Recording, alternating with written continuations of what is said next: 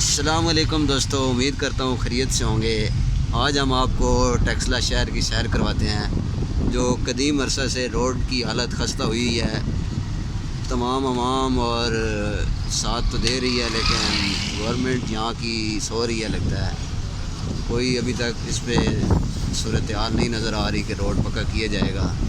बंदा यहाँ से गुज़रता है तो फिर आगे जाके ऐसा लगता है कि अभी ये एक्सरसाइज कर गया है।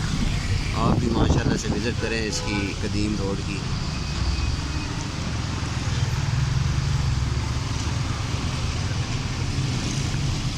और दूसरी बात यह है कि अगर यहाँ से आप गुज़रें ना, तो फिर आपको घर जाके एक दफ़ा डिटॉल के साथ गुस्ल करना पड़ता है।